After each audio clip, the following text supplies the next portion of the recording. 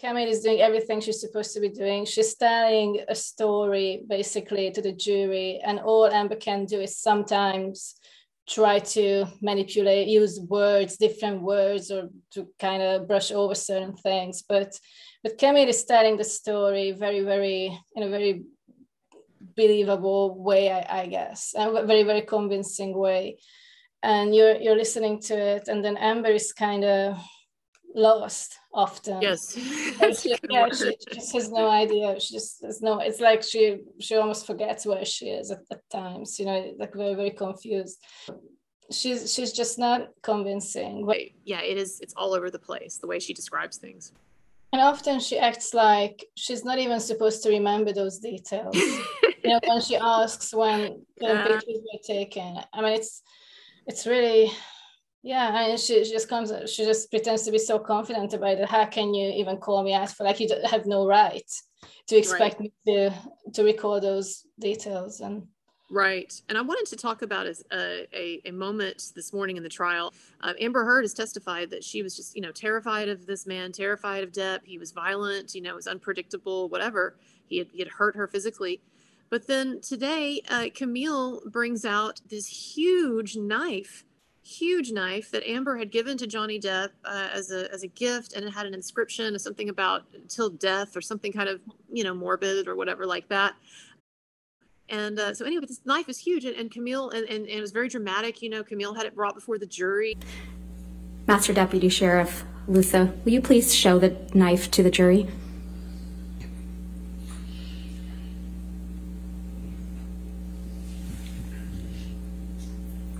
But she said, you would give this as a gift, this huge knife. That's the knife you gave to the man who was hitting you, right, Miss Heard? To a man that you are terrified of, who has physically assaulted you. I wasn't worried he was going to stab me with it when I gave it to him, that's for certain. But you gave it to him while he was abusing you, allegedly. I gave it to him that year. And but you know what she said? She's like, well, I knew he wasn't going to stab me. How do you know that? If he's already done these other things to you, that's just, he has like a no stabbing policy, is an abuser. I mean, that in itself, it's just, Amber Heard is constantly making stupid comments. I mean, at the center of Amber's claims is that Johnny was assaulting her when he was drunk or doing drugs, and he wasn't aware what he was doing. Right. And that's like a big part of what she's claiming. So if someone's that unpredictable, they're erratic, under the influence of drugs, I mean, you don't want to give a person, the last thing you would want them to have is a weapon. And that's literally what... A giant knife that reminds of you. I see, it's not. To me, that would be the first thing. If a guy was going crazy, if a person was going crazy in an argument and they were really like out of their mind and they were wanting to do maximum damage, and then they see this knife that you've given them as a romantic gift, to me, that's the first thing they're going to do in an outburst, you know? So that was such BS.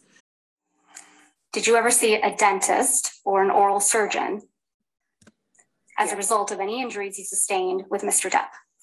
Not about any injury I had from Johnny, no. And you don't have any medical records reflecting that you required any reconstructive work during your relationship with Mr. Depp, do you? I never required reconstructive work, so there would be no records. What you do have, Ms. Heard, are pictures of Mr. Depp sleeping, though, right? The jury saw a lot of those. That was great. Yes. Ms. Heard, let's take a look at Defendant's Exhibit 1090, which is already in evidence.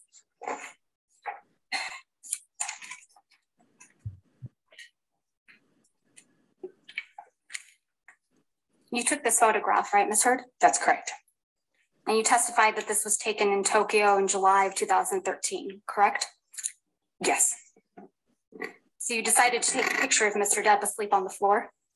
He was passed out. That's a and yes. I took a picture of him because he wouldn't remember.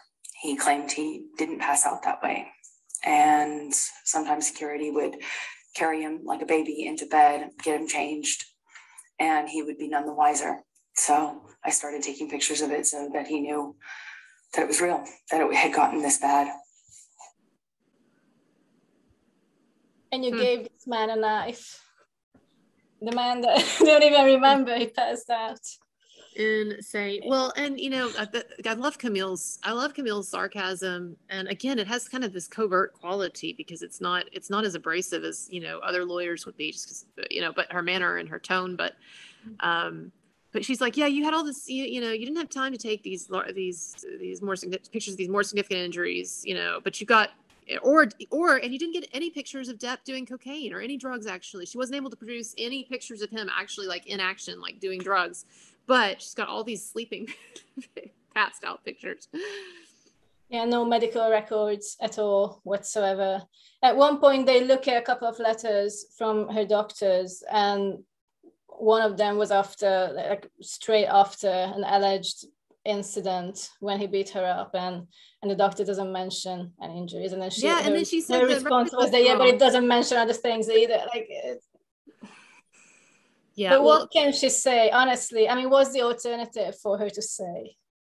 Obviously, she set herself up. Now she just has to go down this road. She has to go through with it.